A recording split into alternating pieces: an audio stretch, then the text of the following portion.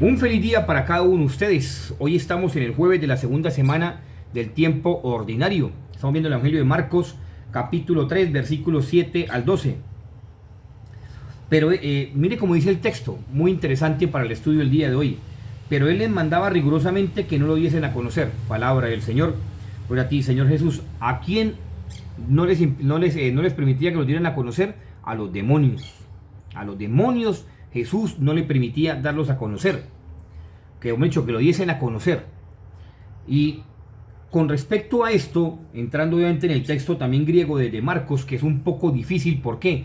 Porque tiene fragmentos del griego del primer siglo que son también, que recibe de los siglos pasados, siglos anteriores, y que son ciertos acercamientos a un griego todavía mucho más clásico, mucho más, digamos, como de cierta forma, inactivo en ciertos presupuestos, para poder entonces entender la complejidad de las palabras. Y se van formando palabras nuevamente del griego para poder entonces dar la acción, llamémoslo así, exegética, para poder entender entonces qué se quiso decir. En este caso, este fragmento de la palabra de Dios no es un fragmento preciso, conciso, es un fragmento que se abre y deja ver es el entorno, no lo particular, sino es el entorno, lo deja ver. Y eso lo saben los grandes, eso lo han explicado, los grandes doctores en el Evangelio de San Marcos, entre esos Monseñor Guéry, o Guéry, como se quiera decirlo, francés, Monseñor Guéry, o Guéry, como se quiera decirlo. Bueno, de esos grandes biblistas, por ejemplo, como ese Monseñor, pues explica eso, que él no permite ver como lo particular, permite ver el contexto de la situación. Y mire como dice en griego esta parte, kai pola dice, epeisos sois, isameusa sois, fareous poiesousis. Ahí me quedo con eso, poiesousis. Un lenguaje bastante complejo del primer siglo. ¿Por qué? Porque esa palabra, esa sola palabra, como dice Monseñor Guéry y otros grandes, obviamente, exégetas, biblistas, en especial de San Marcos, permiten ver el contexto. ¿Y cuál es el contexto? Que esa sola palabra está implicando que los demonios actúan es ¿por qué? Por la justicia de Dios.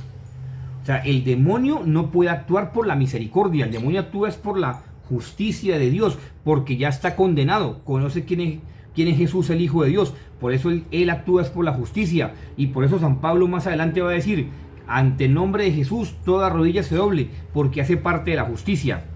Y Santo Tomás de Aquino, un gran doctor de la iglesia, dice obviamente la famosa frase Praeter Justitia, quiere decir que Dios actúa más allá de la justicia, y por eso fue condenado Bayo y sus seguidores con respecto a sus tesis, porque ellos simplemente proponían que Dios iba a juzgar de acuerdo a los méritos.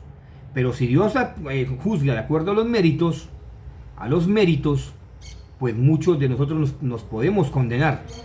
Por eso impera la misericordia de Dios. Por eso el día del juicio va a estar ahí al lado la Virgencita María implorando misericordia de Dios por los méritos de su Hijo y por los méritos de ella misma, que Dios le ha concedido a través de su corazón inmaculado. Por eso es importantísimo tenerlo en claro.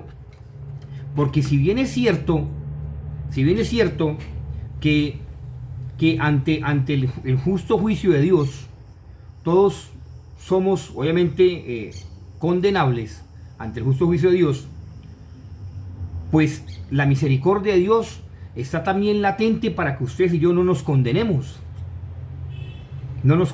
Y por eso, de cierta forma, la iglesia se ha preocupado para que la veracidad del concepto bíblico que se está traspasando de una lengua a otra, y sobre todo que el original quede estipuladamente claro o claramente explicado, pues trata, digamos, con veracidad ciertos textos de acuerdo a como se decía obviamente en el concilio de Trento, que fue de los primeros concilios que habló de la Sagrada Escritura. ¿Por qué? Ya voy a explicar por qué.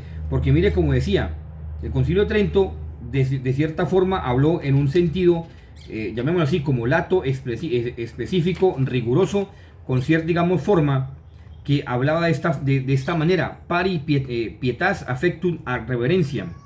Es decir, la escritura y la tradición tienen que ser de forma muy reverenciada. Sin embargo, al transcurrir de la historia de la iglesia, sobre todo en los estudios bíblicos, se ha demeritado grandes exégetas como los antiguos, como Orígenes, como Juan Crisóstomo, como Teodoreto, Diodoro, San Hilario, San Ambrosio, San Jerónimo, obviamente en especial. Y al mismo tiempo, pues los grandes exégetas de la Edad Media, como fue San Gregorio el Grande, San Bernardo, San Buenaventura y Santo Tomás de Aquino, como ya hemos hablado, con respecto a la justicia. Pero en especial me quedo con este fragmento que habla también aquí, este también gran exégeta, como fue el profesor y pues monseñor titulado Strombinger, que habla de esta forma, que dice que al mismo tiempo Lutero, ¿verdad? Lutero sobre el siglo XVI salió como exégeta, inclusive con otro grupo de gente que no tenía digamos como la acción fidedigna, sino más bien como un tipo de racionalismo bíblico, que lo que hizo fue equivocar a las personas con respecto a las traducciones de la Sagrada Escritura. En fin, eso lo habla obviamente su santidad León XIII en la encíclica Proventissimus Deus, con respecto al magisterio de la Iglesia. Pero a lo que yo voy, ya por ir finalizando la reflexión del día de hoy, es que independientemente de las cosas como han sucedido, como han acaecido a través de la historia de la Iglesia, lo importante es tener clara la veracidad y la postura de la Iglesia Católica con respecto a, como dice el Concilio de Trento, que es respetar la Escritura y la tradición.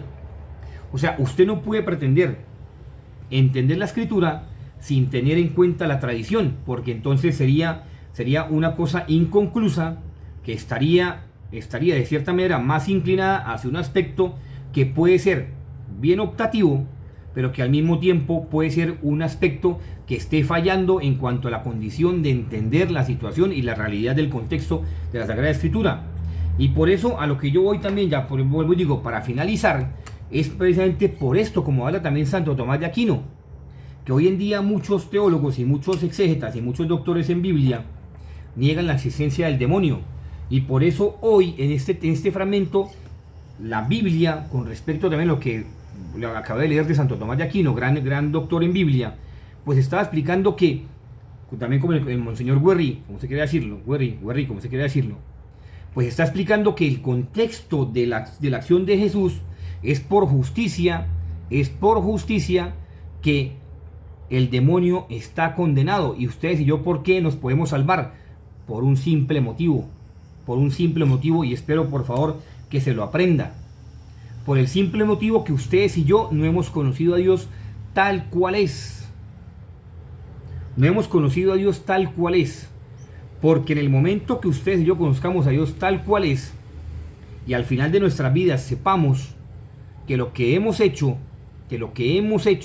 ha sido malo, perverso, en uso peyorativo de la existencia, de nuestra misma existencia con respecto a la acción de Dios, que es acción salvífica, que parte del amor de Dios y su misericordia, y que lo hemos rechazado por justa causa, por nuestros actos, al no tener ni fe, ni esperanza, ni caridad con respecto a las tres virtudes teologales, pues ese día no tendremos perdón, porque entonces, como decíamos el día de ayer con su santidad Pelagio II, es decir, estaremos condenados con ese famoso dignitis, o sea, ese sello de la condenación. Por eso se dice en dogmática, quien entra al infierno, de allá no sale. De allá no sale, porque es un juicio eterno de Dios, y Dios es justísimo. Y no como decía Bayo, que obviamente, pues, y encima de eso, hay una herejía que llaman la herejía del positivismo, que supuestamente que al final Satanás va a ser perdonado con todos sus ángeles, y entonces todos iremos al cielo. ¿A quién se le ocurre eso? Entonces vuelvo y digo, vana sería la redención de Cristo, los dolores de los santos, todo lo que la gente ha vivido de forma ascética para alcanzar la salvación. Vana sería. Entonces, ¿para qué Dios nos dio la voluntad? Para que al final de nuestra vida, listo, bueno, sí, ya nos salvamos. No, eso es ilógico. Eso, a la luz de la razón, desde el punto de vista teológico, dogmático, es ilógico.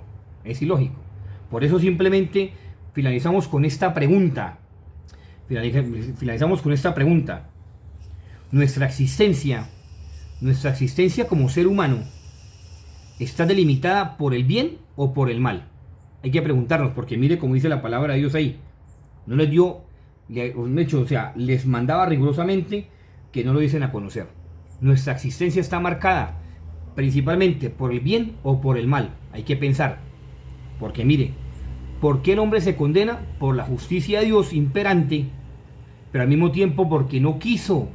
El hombre no quiso seguir los pasos de Jesús, no quiso amar a Dios y no quiso ser misericordioso con el hermano. Basta, hasta ahí. Hasta ahí. Dios los bendiga. Feliz día para cada uno de ustedes. Indispensable. Santa Eucaristía, Santo Rosario, visita al Santísimo, horas de caridad y confesión. Que esté muy bien. María, Reina de la Paz, ruega por nosotros. San José, terror de los demonios, ruega por nosotros. Y como decía también un gran doctor en teología espiritual, no soy teólogo espiritual, pero termino también con esto. Qué pena que lo he terminado varias veces. La última vez que ya terminé esta reflexión. ¿Por qué Jesús se hacía tan famoso? Por el que el demonio chillaba y hacía escaparates y todo, entonces la gente se sorprendía. Pero Dios, ¿cómo actúa? Como decía también el famoso San Juan de la Cruz, desde el silencio.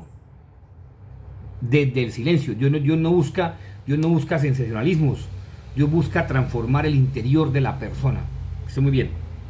Feliz día. María Reina de la Paz ruega por nosotros. San José, terror de los demonios, ruega por nosotros.